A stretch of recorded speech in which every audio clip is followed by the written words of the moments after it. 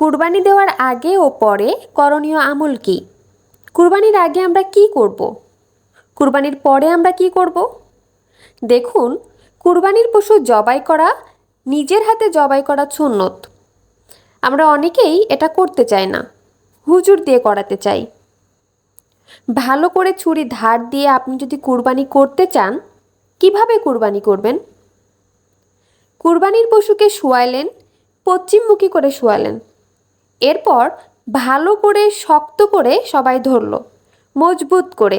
এরপর খুব আগে থেকে ভালো করে উত্তম করে ছুরি ধার দিয়ে নিতে হবে।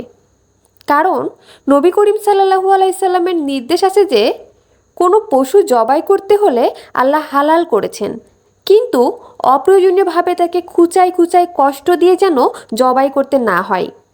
ভালো করে ধার দিয়ে নিবেন যাতে এক পোচেই জবাই হয়ে যায়, অহেতুক তাকে কষ্ট দেওয়া যাতে না লাগে।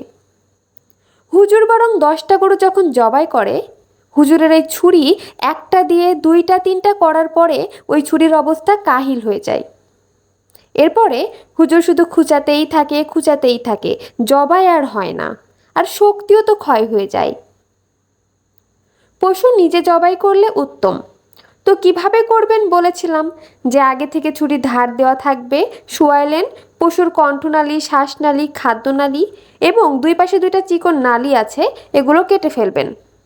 মাঝখান বরাবর বিসমিল্লাহ পড়ে রগ নাই এরকম নরম জায়গা দেখে কোপ দিলেই অটোমেটিক ইনশাল্লাহ রগগুলো কাটা যাবে। দেখাই যাবে পরিষ্কার যে এগুলো কাটা গেছে কিনা। বিসমিল্লাহ আল্লাহু আকবার বলে জবাই করলেন, হয়ে গেল। ঝড়, তুফান, ঘূর্ণিঝড় আসলে আমাদের করণীয় কি? ঝড়, তুফান বা ঘূর্ণিঝড় আসলে আমরা কি করব? দেখুন, ঝড়, তুফান এবং ঘূর্ণিঝড়ের সময় আমাদের সর্বপ্রথম করণীয় হলো আগে থেকে আমরা যদি অনুমান করতে পারি, পূর্বাভাস জানতে পারি, তাহলে সর্বোচ্চ সতর্ক থাকা, যাতে কোনো প্রকার ক্ষয়ক্ষতি যেন আমাদের ঘূর্ণিঝড় না করতে পারে। আমরা সতর্ক থাকব।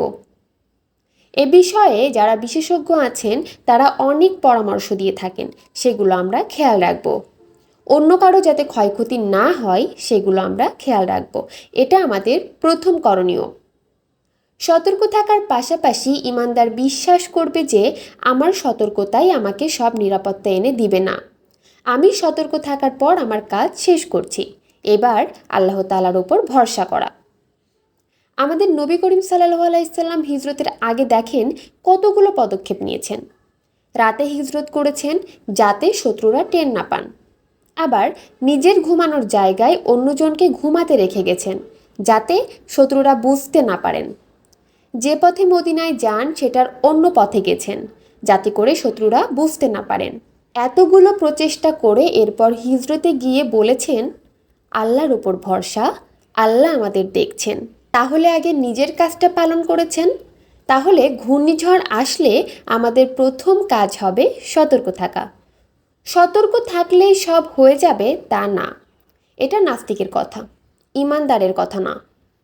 ইমানদার জানে সব কিছু আল্লাহর হাতে, অর্থাৎ আল্লাহর নির্দেশ সতর্ক থাকো বিধায় আমরা সতর্ক হব। সতর্ক হওয়ার পর আমরা আল্লাহর কাছে দোয়া করব। কি দোয়া করব? ঝড় যখন আসে, বাতাস যখন বয়ে যায়, তখন আমরা দোয়া করব, আল্লাহ এই বৃষ্টির ভালোটা, এর ভিতর যে ভালো আছে এবং যে ভালো নিয়ে বৃষ্টি আসছে, বাতাস নিয়ে আসছে, ঝড় আসছে, সেগুলো আমরা চাই। আর এই বাতাস বা ঝড়ের ভিতর লুকায়িত কোনো অকল্যাণ থাকলে সেটা থেকে আমরা আপনার কাছে মুক্তি চাই। এ দোয়া পড়া সুন্নত। তাহলে ঝড় বৃষ্টি এগুলো আসলে সতর্ক থাকার পাশাপাশি আল্লাহর কাছে দোয়া চাইতে হবে। আমাদের এখন এমন একটা প্রজন্ম তৈরি হয়েছে, শিক্ষা ব্যবস্থায় নাস্তিক্যবাদ সূক্ষ্মভাবে ঢুকিয়ে দেওয়ার ফলে নানাভাবে ধর্মহীনতাকে সমাজে পুশ করে দেওয়া হয়েছে, যার কারণে এমন এক প্রজন্ম তৈরি হয়েছে যে এই দোয়া নিয়ে আমাদের তরুণরা, নামধারী অনেক মুসলমানের সন্তানরা হাসাহাসি করে। তারা মনে করে যে দোয়া পড়লেই কি সমস্যার সমাধান হয়ে যাবে। তারা জানে না যে দোয়ার আগে দাওয়াই করতে ইসলাম বলেছে, তার পাশাপাশি দোয়া করতে বলেছে। আর হ্যাঁ, দোয়া আল্লাহ তাআলা কবুল করেন। কোথায় দোয়ার ফসল আল্লাহ তাআলা দিবেন না দিবেন আল্লাহ তাআলার বিষয়। কিন্তু আমাদের কাজ হলো আল্লাহর কাছে দোয়া করা, এবং দোয়ায় অনেক অসাধ্য সাধন, অনেক অসম্ভব সম্ভব আল্লাহ তাআলা করেন। সেটা একান্তই আল্লাহ তাআলার ইচ্ছা, আমাদের কারো হাতে নেই। কিন্তু আমাদের চেষ্টা হলো দোয়া করা। ঈমানদার দোয়া করলেই আল্লাহর কাছে আলাদা বিনিময় পাবেন, তার কাজটা হোক বা না হোক, দোয়াটা কবুল হোক বা না হোক। এজন্য আল্লাহ রাব্বুল আলামিনের কাছে দোয়া করতে হয়। আল্লাহ তাআলা আমাদের সবাইকে সুতৌফিক দান করুন। তাহলে ঝড় বৃষ্টি আসলে এই আমলগুলো করতে হবে। এর পরের প্রশ্ন, মৃত ব্যক্তির জন্য 3 দিনা বা 40 বার্ষিকী পালন করা যাবে কি না? কোনো মানুষ মারা গেলে ওই ব্যক্তির তরফ থেকে দান সৎকা করে গরিব ব্যক্তিদের খাওয়ালে এগুলো জায়েজ কাজ। কিন্তু মারা গেলে 3 নম্বর দিন, 7 নম্বর দিন, কুলখানি, 40তম দিন বিশেষ বিশেষ অনুষ্ঠান করা, বিশেষ করে ভোজন অনুষ্ঠান করা, যে মানুষ মারা গেলে তার মৃত্যুকে কেন্দ্র করে এলাকার মানুষকে একত্রে করে খাওয়াতে হবে, আত্মীয় স্বজন ডেকে খাওয়াতে হবে। এটা মূলত হিন্দুদের শ্রাদ্ধ থেকে এসেছে। আপনি গুগলে গিয়ে এখনই শ্রাদ্ধ লিখে সার্চ দেন, আপনি অনুসন্ধান চালান, দেখতে পাবেন যে হিন্দু ধর্মমতে কোনো মানুষ মারা গেলে ওই ব্যক্তির আত্মীয় স্বজন, এলাকার লোকজন এবং সর্বস্তরের মানুষকে যদি খাওয়ানো না হয়, ওই ব্যক্তি স্বর্গে খাওয়া দাওয়া পায় না।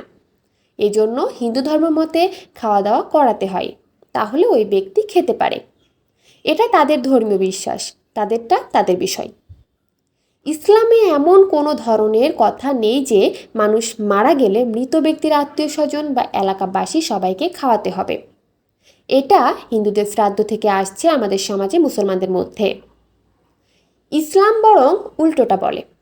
ইসলাম বলে কোনো মানুষ মারা গেছে, এই ব্যক্তির আত্মীয় স্বজন, তাদের মনটা খারাপ, প্রিয়জনকে হারাইছে, এলাকাবাসীর কর্তব্য তাদেরকে খানা খাওয়ানো, তাদের বাসায় খাবার পাঠানো। নবী করিম সাল্লাল্লাহু আলাইহি সাল্লাম নির্দেশ করেছেন এক সাহাবীর মৃত্যুর পর যে তোমরা তার পরিবারের জন্য খাবার প্রস্তুত করো, কারণ তাদের এই বিপদে তাদের মন খারাপ, রান্না করার মতো মন মানসিকতা নেই, তোমরা খাবার খাওয়াও। আমাদের সমাজে খাবার ঠিকই দেয়, মানুষ মারা গেলে ওই পরিবারকে, তার আত্মীয় স্বজনকে, আশেপাশের লোকজন খাবার ঠিকই দেয়। 2-3 দিন 2-3 বেলা খাবার দিয়ে সুদে আসলে একসাথে তুলে নেয়। মনে করেন আমার দাদা বাবা মারা গেছে, আমি গরু জবাই করে পুরো এলাকার মানুষকে খাওয়াতে হবে। কেন? মানুষ খাওয়ায় কখন? খুশি হলে। যেমন ছেলে হয়েছে ছাগল জবাই করে আকিকার খাওয়া, বিয়ে হয়েছে গরু জবাই করে ওয়ালিমার খাওয়া, মেয়ে পাশ করেছে মিষ্টি কিনে খাওয়ানো। আনন্দের কোনো সংবাদ পেলে মানুষ খাওয়ায়। এখন আমার বাবা মারা গেছে, দাদা মারা গেছে, আমার মন তো এমনিই খারাপ, আমি গরু জবাই করে পুরো এলাকার মানুষকে সামিয়ানা টানিয়ে খাওয়াবো, এটার মানে কি? মিনিংলেস একটা কাজ। এবং শুধু মিনিংলেস না, এটাও হিন্দুদের থেকেই এসেছে। আমাদের সমাজে এটা এমনভাবে প্রতিষ্ঠিত হয়েছে যে এটা না করলেই কোনো উপায় নেই। কেউ না খাওয়ালে এলাকাবাসী বলে যে লোকটা কি সন্তান রেখে গেছে, এত কৃপণ তারা, কাউকে একটু হাত ধোয়ালো না। পানির অভাব পড়ছে, নিজের হাত নিজে ধুয়ে নেন। আসলে হাত ধোয়া তো মতলব না, মতলব হলো খাওয়া। এটা জুলুম, এবং এই সংস্কৃতির বিরুদ্ধে আমাদের দাঁড়ানো দরকার। মা বাবার পক্ষ থেকে আপনি গরিবদেরকে খাবার দেন যে কোনো সময়, এটা ভালো কাজ। কিন্তু দিনক্ষণ ঠিক করে ফুর্তির মতো আয়োজন করা, আনুষ্ঠানিকতা করা, এটা ওই শ্রাদ্ধ থেকেই এসেছে। মৃত ব্যক্তির তরফ থেকে সদকায়ে জারিয়া করে টিউবওয়েল করে দেন, একটি গাছ লাগিয়ে দেন, অন্যান্য ভালো কাজ করেন, এগুলো করেন। আল্লাহ আমাদেরকে বুঝার তৌফিক দান করুন।